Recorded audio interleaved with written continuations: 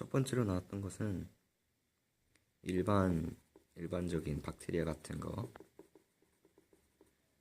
그리고서 그 다음 얘기했던 것이 이스트, 그리고 휴먼 셀에 관한 거였습니다.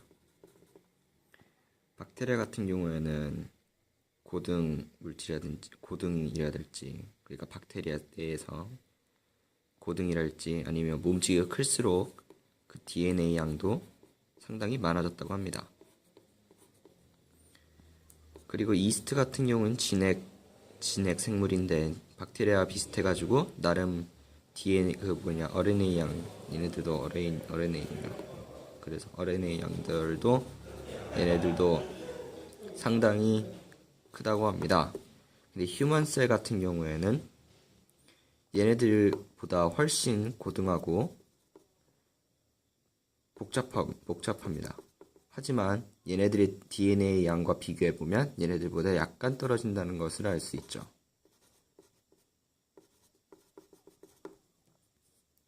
이것의 이유로는 진의 컨비네이션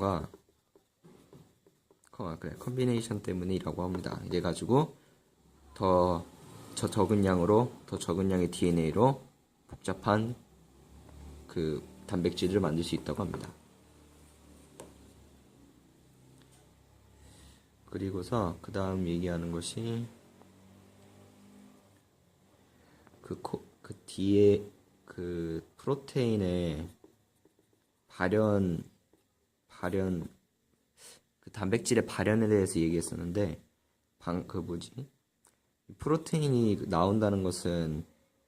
단백질이 나온다는 것은 그 유전자가 많이 발현되었다는 뜻인데, 그 유전자가 많이 발현되는 거가에 대해서 확인하는 방법이, 첫 번째가 RNA 마이크로 어레이스 이렇게 되어 있습니다. 이것은 암세포랑 일반 세포 이렇게 보는 것이었는데, 프로브를 써가지고 둘이 이렇게 붙이는 건데, 이 프로브가 얘네들은 무슨 색을 띠고 있는데, 많이 부착될수록 이것은 더 큰 발현에 이렇게 더 크게 된다고 합니다. 그래가지고 암세포의 경우에는 같이 이 RNA 마이크로 어레이를 썼을 경우 일반 세포에 비해서 더 빨간색이 많아지게 됩니다. 그리고 두 번째 방법으로는 무슨 시퀀스 방식이 있었는데요. 거기서 제대로 명명되어 있다고 생각되지 않았었는데, 이름이, 이것은 mRNA를 역전사 이런 걸 해가지고 cRNA-S로 바꾸고서 또 그 다음에는 넥스트 제너레이션 시기를 한다는데요. 이거 가지고 그 발현 정도를 측정한다고 했습니다. 그리고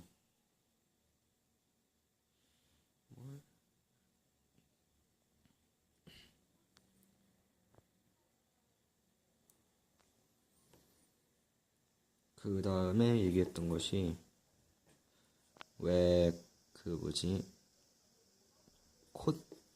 유전자에 있는 코딩 진스보다 왜 더 많은 프로테인 같은 RNA나 이런 것들을 만들어질 수 있는가, 복잡한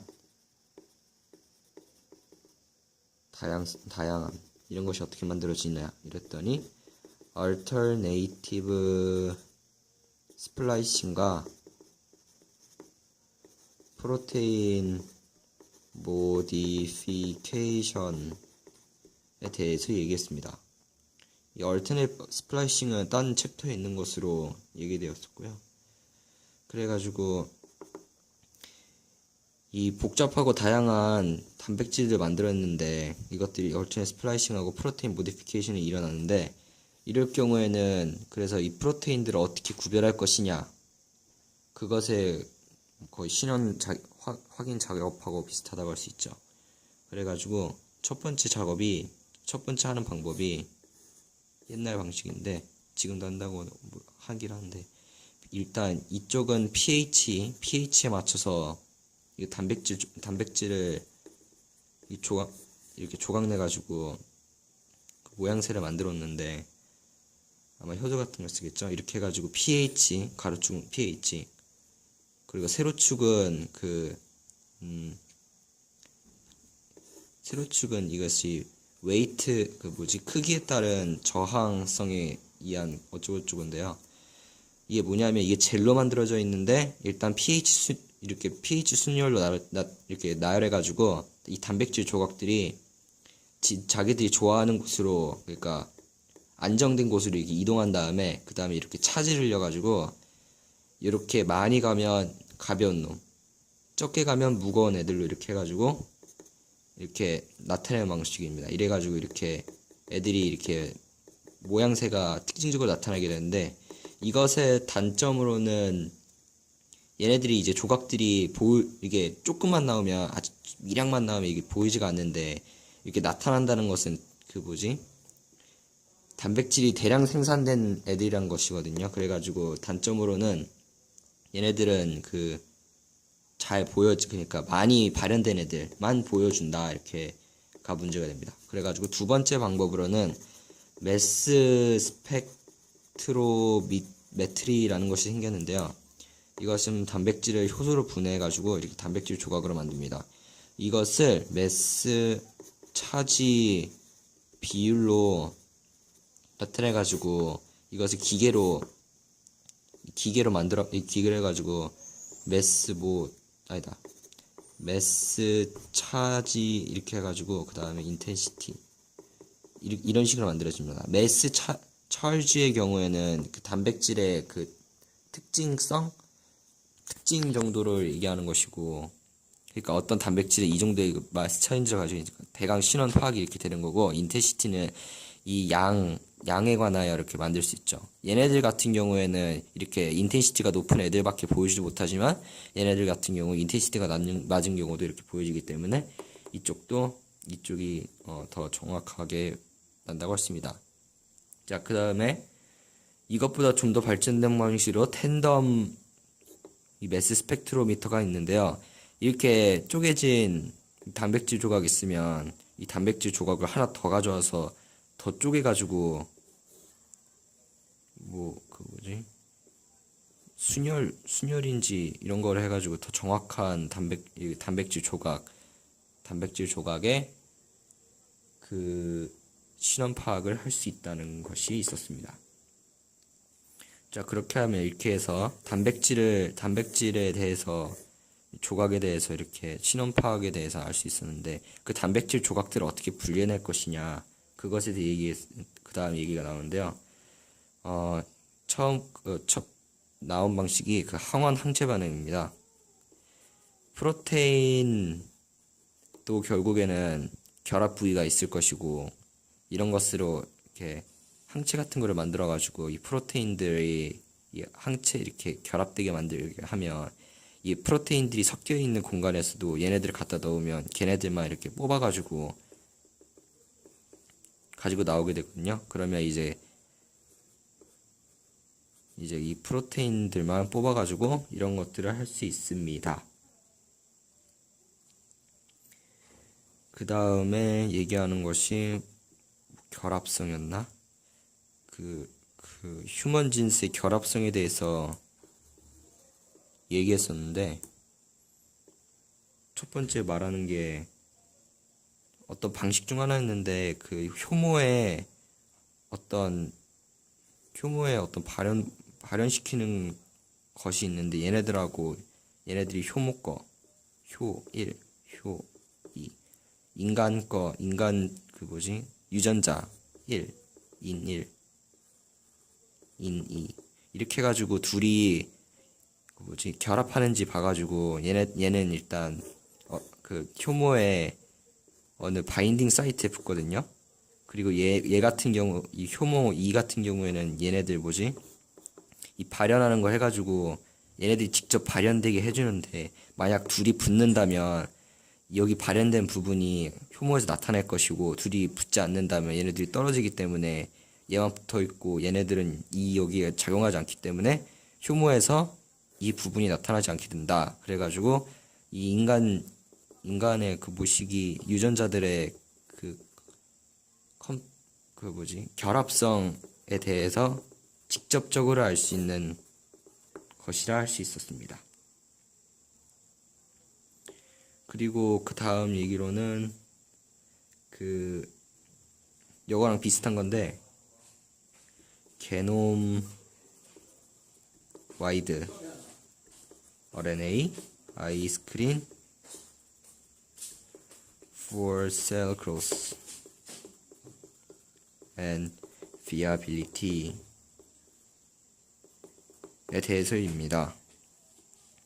이것의 경우에는 어떤 sRNA 같은 것을 만들어 가지고 이 셀 기반이 되는 이렇게 유전자 풀이 있는데 여기다가 여러 가지 siRNA를 넣어 가지고 이것들이 나중에 셀 그로스가 되는 애들이 있고 안 되는 애들이 있는데 된 경우에는 sRNA에서 막힌 부분이 이렇게 착 달라붙어서 막힌 부분이 생명 유지 현상에 그렇게 중요하지 않다는 것, 그런 것을 알려줄 수 있습니다. 이것은 컨디션에 따라서 다르기 때문에 어느 컨디션에 따라서 이 sRNA가 그 컨디션에서 그 조건에서 생존성을 보장해 주는가 이런 것에 대해서 알 수 있게 됩니다. 그 다음에는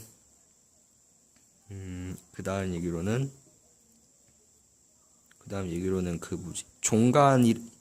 종간 이렇게 가계도에 대해서 얘기했었는데 결국 렛이라던가 고양이, 개, 인간, 침팬지 이렇게 되어 있는 것들도 전부 다 한 뿌리에서 나왔다 이런 소리 얘기가 있었는데요.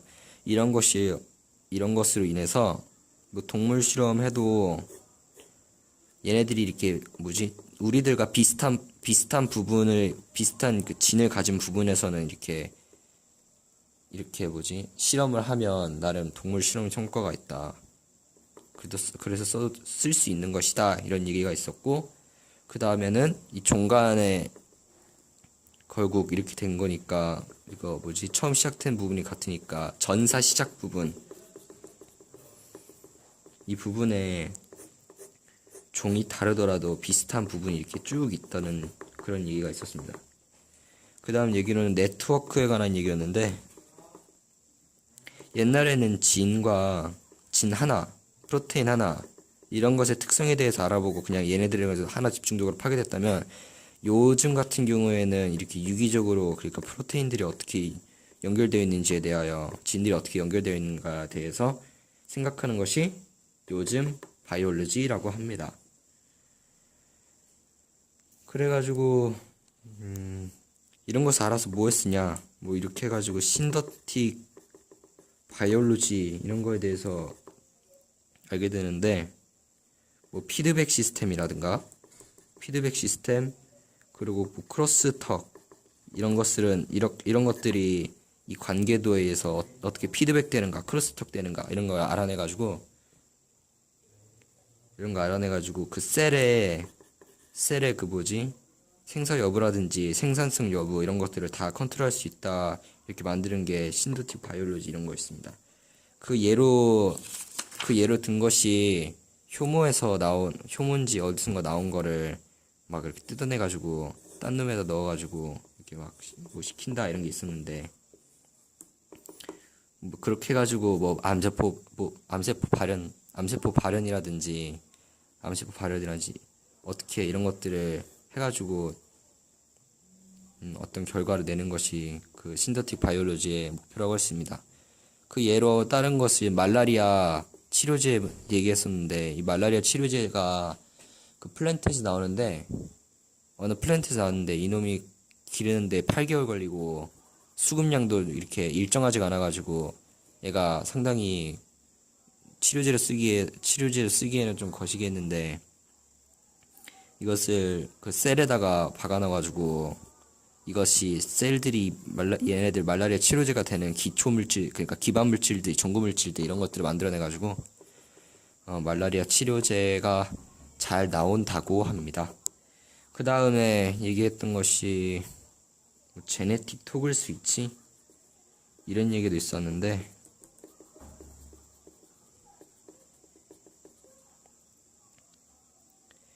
이 제네틱 토글 스위치 때문에 유전자의 발현이 일어나고 말고가 일어난다고 합니다. 얘네들이 그냥 가만히 있을 때는 이쪽 부분이 잘 발현되고 있는데 만약에 얘가 갑자기 꺼지거나 그러면 얘네들의 발현이 딱 멈추기 때문에 무슨 다른 결과가 나타난다 이런 얘기가 있었습니다.